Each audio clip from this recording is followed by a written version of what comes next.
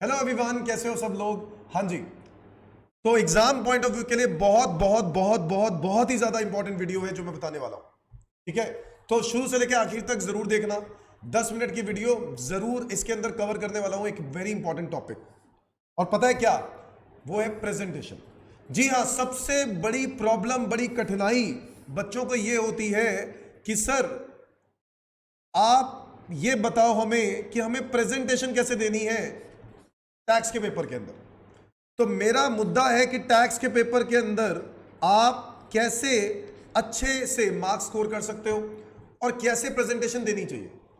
तो कुछ बातें हैं, कुछ बेसिक्स हैं जो मैं आपके साथ डिस्कस करने वाला हूं, ध्यान रखना है। ठीक है ना। सबसे पहले प्रेजेंटेशन में इंपॉर्टेंट बात आ जाती है कि बच्चे क्वेश्चन करते हैं, क्वेश्चन नंबर लिख देते हैं। यहां पर बच्चे कर क्या रहा है, तू आंसर, तू लिखता क्वेश्चन है, गलत है ना। तो आप लोग क्लियरली लिखो, सबसे टॉप पर क्या लिखो, इस ऐसे नहीं करना है। आपको क्या लिखना है, आंसर नंबर वन। वन का कौन सा पार्ट, ए पार्ट, या फिर कौन सा पार्ट, बी पार्ट, या फिर कौन सा पार्ट, सी पार्ट। मतलब आपको जो भी पार्ट लिखना है वो पार्ट लिखो और उसका आंसर नीचे लिखो। तो आप अपनी प्रेजेंटेशन को स्टार्ट करने से पहले ऊपर जरूर हेडिंग में चाहे, ठीक है, आप उसको आंसर लिख लो। मेरे कहने का मतलब समझ रहे हो। मतलब मैं नहीं चाहता हूं अब छोटा सा पिचकू सा आंसर लिख दो, ए लिख दो ऐसे और कहानी खत्म, A1 नहीं। वो ज्यादा बेटर रहेगा कि आप आंसर नंबर 1 लिखो। जो भी आप क्वेश्चन कर रहे हो, क्वेश्चन नंबर जो भी होगा, उस क्वेश्चन का आंसर आपको इस तरीके से ही प्रेजेंटेशन देनी चाहिए। ठीक है जी। नाउ एक तो ये हो गया। दूसरा गलती बच्चा हमेशा करता है और वो ये कि अगर मान लो 1 का ए कर रहा है और 1 के ए के बीच में ही वो 3 का बी उसको आता है, 1 का बी नहीं आता। 1 का बी भी है बट उसने वो किया नहीं, उसने 3 का बी कर दिया और फिर उसके बाद 2 का सी कर रहा है। अरे इस तरीके से मत करना भाई। ठीक है, आप एग्जामिनर को किस तरीके से प्रेजेंटेशन देना चाहते हो ये आप ही के ऊपर डिपेंड करता है। आपको प्रेजेंटेशन क्या देनी है। अगर आपको 1 का ए के बाद 1 का बी नहीं आता है, या आप क्या चाहते हो कि फिलहाल नहीं आता, हो सकता है आपको बाद में आता हो, ठीक है, तो आप चेक करना चाहते हो, तो ऐसे केस में आपको क्या करना चाहिए कि 1 का ए के बाद अगर आपने 1 का ए का आंसर लिख लिया है, फिर आपको 1 का बी करना चाहिए। और 1 का बी अगर आपको आंसर नहीं आता और आप बाद में लिखना चाहते हो तो उसके लिए जगह छोड़ दो यार, स्पेस छोड़ दो, स्पेस छोड़ दो, ज्यादा बेटर है। अदरवाइज जो भी आप क्वेश्चन अटेम्प्ट करो उसके सारे पार्ट्स पहले कंप्लीट करने हैं, तब जाके अगले क्वेश्चन में जाना। क्या मेरी बात समझे। बट ये नहीं होना चाहिए कि 1 का बी बाद बीच में कर लिया, फिर उसके बाद 1 का ए के बाद 1 का बी करना है, वो तो ठीक है। बट अगर इसके बीच में ही आपने पहले 2 का ए कर लिया तो वो गलत हो जाएगा। मैं ये नहीं कह रहा हूं कि इसके मार्क्स कटेंगे ही कटेंगे, बट मैं ये कह रहा हूं कि प्रेजेंटेशन पॉइंट ऑफ व्यू से ये सब चीजें बहुत देखी जाती हैं और ये एग्जामिनर के कमेंट्स में आता है कि बच्चे ऐसी गलतियां करते हैं, तो ऐसा मत करना। ठीक है, तो इसके मार्क्स तो नहीं कटने चाहिए, बट स्टिल ये रॉन्ग पैटर्न है जो हम लोग करते हैं। तो हमें तरीका सही होना चाहिए जिसके वजह से एग्जामिनर के ऊपर एक इंप्रेशन पड़ता है। और आपको पता है ना, first impression is the last impression, है ना। तो हमें अच्छा इंप्रेस करना है। और पहला क्वेश्चन बच्चों हमेशा, जरूरी नहीं है कि पहला का आपको हमेशा फर्स्ट क्वेश्चन ही करना है, नहीं, ऐसा कोई जरूरी नहीं है। आपको वो क्वेश्चन पहला करना चाहिए जो आपको अच्छे से आता है। आप पूरा पेपर स्टडी कर लो, 15 मिनट का टाइम दिया जाता है रीडिंग टाइम, उस 15 मिनट के अंदर आपको पहले देखना चाहिए कि आपको कौन सा पेपर, कौन सा क्वेश्चन करना है। जो भी आप क्वेश्चन करो उसके सारे पार्ट्स आपके पूरे के पूरे होने चाहिए। अगर आपको वो पार्ट्स नहीं आते हैं तो उसके लिए स्पेस छोड़ दें, या आते हैं बट आप बाद में करना चाहते हो तो स्पेस छोड़ दो। और अगर आप बाद में करना चाहते हो तो वो चीज बाद में अलग अलग क्वेश्चन के बाद नंबर मतलब मत डालना। जैसे फॉर एग्जांपल मैंने अभी आपको जैसे बात बताई कि क्वेश्चन नंबर 3 का बी कर रहे हो, उसके बाद 4th का सी कर रहे हो, 1 का ए, इस तरीके से नहीं। ठीक है, सो मेरे ख्याल से आपको ये बातें तो समझ में आ गई हैं जो कि बहुत बेसिक्स थी। इसके अलावा क्या बातों पर ध्यान देना वो भी बता देता हूं। इसके अलावा एक बात पे और ध्यान देना, आप जब भी कभी क्वेश्चन को प्रेजेंटेशन उसकी स्टार्ट करते हो, ठीक है, आप प्रेजेंटेशन स्टार्ट करते हो, आपको पूछा जाता है टोटल इनकम फाइंड आउट करो। अगर बोला जा रहा है टोटल इनकम फाइंड आउट करो तो आपको यहां पे हेडिंग में कंप्यूटेशन ऑफ टोटल इनकम ही लिखना है। कंप्यूटेशन ऑफ टोटल इनकम ही लिखना है आपको हेडिंग में। क्या मेरी बात समझ में आई। ठीक है, अगर आपको पूछा जा रहा है टोटल इनकम तो आप टोटल इनकम लिखोगे, अगर आपको बोल रहा है क्वेश्चन ग्रॉस टोटल इनकम निकालो तो ग्रॉस टोटल इनकम, अगर क्वेश्चन बोल रहा है सैलरी इनकम निकालो तो सैलरी इनकम, अगर क्वेश्चन बोल रहा है जीएसटी पेबल बताओ तो जीएसटी पेबल। क्या मेरी बात समझे? तो जो क्वेश्चन मांग रहा है आपको वही उसको देना है हेडिंग में, ठीक है। और कोशिश करो अगर वो ईयर या मंथ की बात करता है, जैसे जीएसटी में मंथ की बात तो की जा सकती है तो फॉर द मंथ लिखना है, और अगर अगर इनकम टैक्स है तो उसमें ऑब्वियसली लिखना होगा फॉर द ईयर। इन सब बातों का ध्यान रखना, ये बेसिक बातें। सर अगर क्वेश्चन में टोटल इनकम तो निकालने के लिए कहा है बट सैलरी भी वर्किंग करनी है, हाउस प्रॉपर्टी भी वर्किंग करनी है, ठीक है ना, तो आप क्या करोगे, income under the head salary, ठीक है, ये वर्किंग करोगे। ये जब कैलकुलेट करने के लिए आपको क्या चाहिए, वर्किंग नोट, तो वर्किंग नोट बना लो, क्या दिक्कत है। आप सारी टोटल इनकम के जो जो टुकड़े हैं उनके वर्किंग नोट्स बना लो, कोई दिक्कत थोड़ी ना है। वर्किंग नोट्स की प्रेजेंटेशन यहां दे देना। क्या मेरी बात समझे? वर्किंग नोट्स को अलग से बनाना है, वर्किंग नोट्स को आपको अपने मेन आंसर के बाद ही लिखना है, ठीक है। नाउ नेक्स्ट चर्चा मैं ये करना चाहता हूं, जो बच्चे अक्सर एक और ऐसी गलती है जो बच्चे दोहराते हैं, और वो क्या, बच्चों को सेक्शन नहीं पता। क्या नहीं पता? सेक्शन नहीं पता। सर सेक्शन नहीं पता तो क्या करूं, गलत हो जाएगा। अरे नहीं भाई, सेक्शन के मार्क्स नहीं कटेंगे ना, मार्क्स को एक्स्ट्रा मिलने वाले हैं, but presentation point of view से सेक्शन अच्छा लगता है ना। अगर आपको सेक्शन आता है तो ठीक, नहीं आता है तो मत लिखो भाई, आप लिखो as per the relevant provisions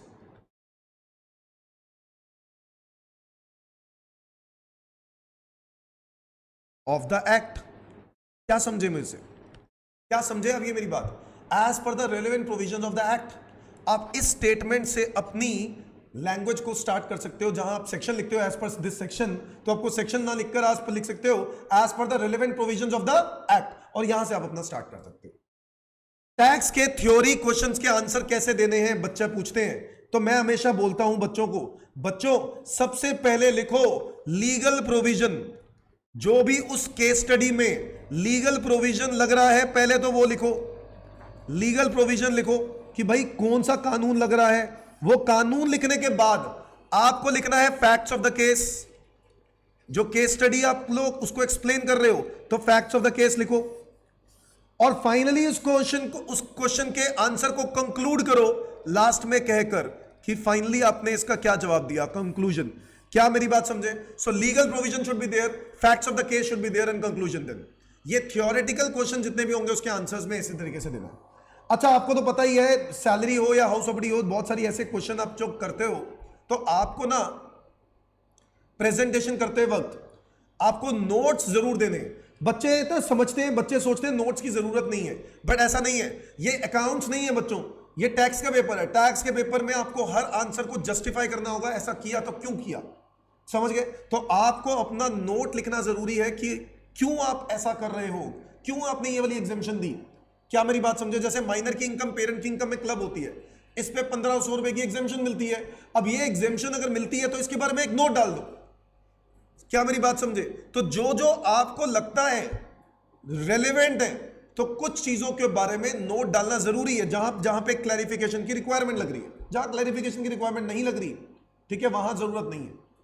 क्या मेरी बात समझे? तो नोट्स जरूर देने हैं, नहीं तो मार्क्स डिडक्ट होंगे, ठीक है। अपने आंसर को जस्टिफाई करते हुए आपको चलना है। चलो ये एक दो बातें हो गई। अच्छा, और मैंने आपको एक बात तो बोली थी, first impression is the last impression. तो इसका मतलब है पहला क्वेश्चन आपका वो होना चाहिए जो आपको आता हो। जरूरी नहीं है कि आपको फर्स्ट क्वेश्चन से ही स्टार्ट करना है। तो अगर आपको लगता है मुश्किल है फर्स्ट क्वेश्चन तो मत करो, आप दूसरे किसी क्वेश्चन से स्टार्ट कर लो, ठीक है। अच्छा एक और बात मुझे ध्यान आई कि आप लोग शॉर्ट फॉर्म, जैसे मैंने यहां पे आपके सामने शॉर्ट फॉर्म लिख दिए इनकम अंडर द हेड का, आप लोगों को एग्जाम में नहीं लिखना है। आपको एग्जाम में क्या करना है, फुल लिखना है भाई। जैसे आप फॉर एग्जांपल अगर इनकम टैक्स लिख रहे हो तो आप इनकम टैक्स को इस तरीके से लिख रहे हो। क्या मेरी बात समझे? तो आप पूरा इनकम टैक्स ही लिखो। आप अदर सोर्सेज इनकम को ओएस लिख देते हो, अदर सोर्सेज लिखो। हाउस प्रॉपर्टी को एचपी लिख देते हो, पूरा हाउस प्रॉपर्टी हेड लिखो। क्या मेरी बात समझ में आ रही है? मतलब आपको शॉर्ट टर्म्स को अवॉइड करना है, लॉन्ग लॉन्ग मतलब फुल फॉर्म ही देनी है आपको, उसको शॉर्ट फॉर्म नहीं लिखने उसके। क्या मेरी बात समझे? तो ये कुछ ऐसी ऐसी बातें हैं जो आपको एग्जाम से जाने से पहले, जस्ट पहले आपको ध्यान रखनी है। टैक्स के पेपर के लिए खास करके, टैक्स के पेपर में आपको क्या ध्यान रखना है। तो टैक्स के पेपर में आपको कुछ बातें मैं फिर से रिवाइज करवा दूं कि मैंने क्या क्या बताया। प्रेजेंटेशन पॉइंट ऑफ व्यू से सबसे पहले तो आपको अपना आंसर नंबर क्लियरली बताना है कि मैं कौन सा आंसर नंबर कर रहा हूं। 1 कर रहा हूं, 2 कर रहा हूं, 3 कर रहा हूं, 4 कर रहा हूं, 5 कर रहा हूं, 6 कर रहा हूं। अच्छा एक बात और पता है ना आपको, पता है section A section B, there are 2 sections, एक डायरेक्ट टैक्स का और एक इनडायरेक्ट टैक्स का। तो आपको सेक्शन ए पहले अगर पेपर उठाना है तो सेक्शन ए आपको बड़ा बड़ा लिखना है, फिर इसके बाद आंसर नंबर 1। क्या मेरी बात समझे? इसी तरीके से सेक्शन बी जब आप करोगे तो ऊपर सेक्शन बी लिखना, फिर आंसर नंबर जो भी वो क्वेश्चन नंबर होगा उस सेक्शन बी का जो भी आपको करना है। क्या मेरी बात समझे? अच्छा फिर उसके बाद आंसर नंबर 1 क्लियरली लिखना है। और मैंने बोला जो पार्ट्स होते हैं ना, पार्ट्स, उन पार्ट्स को कंप्लीट करना है। अगर आपको लगता है कि कोई पार्ट आपको नहीं आता या आपको लगता है बाद में शायद आ जाएगा, तो आप थोड़ी सी स्पेस छोड़ सकते हो। अगर आपको लगता है बाद में आप करना चाहते हो तो, अगर आपको लगता है बाद में भी आपको नहीं, आप करना ही नहीं चाहते, अटेम्प्ट ही नहीं करना चाहते, तो छोड़ दो ना यार। जरूरी थोड़ी ना 1 ए किया 1 का बी नहीं आता तो मत करो, छोड़ दो, लीव इट। ठीक है, उसके बाद गैप भी मत छोड़ो। मतलब आपको लगता है कंप्लीटली उसके बारे में नॉलेज ही नहीं है, तब ऐसा करना है। समझ गए बात? और अगर आपको लगता है कि थोड़ा सा चांस है कि आपको कुछ चीज याद आ जाए बट आप ठंडे दिमाग से करना चाहते हो, तो ऐसे केस में आप थोड़ा सा स्पेस छोड़ के बाद में कर सकते हो। फिर मैंने आपको एक बात बताई कि क्वेश्चन जो मांगे वो आपको जरूर देना है, कंप्यूटेशन लिखनी है। क्या मेरी बात समझे? कंप्यूटेशन ऑफ इनकम जो भी लिखे। अच्छा क्वेश्चन मांगेगा टैक्स लायबिलिटी, तो मैंने आपको एक बात बताई थी, टैक्स लायबिलिटी में आपको बताना है, टैक्स लायबिलिटी में आपको बताना है कि एएमटी लग रहा है या नहीं लग रहा, वो भी चीज बतानी पड़ेगी। एएमटी प्रोविजंस लग रहे हैं या नहीं लग रहे। और अगर टैक्स लायबिलिटी नॉर्मल मेथड से निकाल रहे हो आप, ओल्ड रिजीम से निकाल रहे हो, क्योंकि पहले तो बाय डिफॉल्ट ओल्ड रिजीम ही है, फिर इसके बाद आप ट्राई करोगे कि न्यू रिजीम से क्या आंसर है। अगर क्वेश्चन में लिखा है कि ओल्ड रिजीम से ही करके बताओ, न्यू रिजीम ऑप्ट ही नहीं किया, तो कहानी खत्म हो गई, फिर तो करना ही नहीं। अदरवाइज आपको ओल्ड रिजीम और न्यू रिजीम दोनों बताने हैं। और आपको पता है एएमटी है तो ओल्ड रिजीम के साथ आप बता सकते हो, एएमटी और ओल्ड रिजीम दोनों चलेंगे, बट एएमटी न्यू रिजीम के साथ होता ही नहीं है, ये बात आपको पता है। तो इस बात को भी ध्यान रखना है। चलो ये बात भी मैंने नहीं बता दी बीच बीच में। लीगल प्रोविजन, मैंने आपको बोला कि अगर कोई थ्योरेटिकल क्वेश्चन है प्रेजेंट कैसे करना है, सबसे पहले लीगल प्रोविजन लिखना है, फैक्ट्स ऑफ द केस लिखने हैं, फिर कंक्लूजन लिखना है। अच्छा शॉर्ट फॉर्म्स का इस्तेमाल नहीं करना है, ठीक है, लेंथ में ही लिखना है। और आपके क्वेश्चन की शुरुआत आपकी प्रेजेंटेशन में हेडिंग सही लिखनी है। तो ये सब बातें हैं जो आपको ध्यान रखनी है, ठीक है जी, दैट्स इट। तो मतलब ये है कि आपको मेन मोटा मोटा ये चीजें ध्यान रखनी है एग्जाम में क्वेश्चन करते हो। और सेक्शंस, बच्चों कहते हैं सेक्शन लिखने नहीं लिखने, तो मैंने आपको बोला कि सेक्शन नहीं भी लिखोगे तो अगर नहीं आता, अगर श्योरिटी है तो लिखो, नहीं श्योरिटी है तो आप लिखो as per the relevant provisions of the act. क्या मेरी बात समझ में आई? That's it. पढ़ते रहो, क्योंकि और कोई वीडियो मेरे को जरूर बनानी होगी कुछ ऐसे ही कोई टॉपिक से रिलेटेड, तो मैं जरूर लेके आऊंगा। ठीक है जी, थैंक यू, बाय बाय।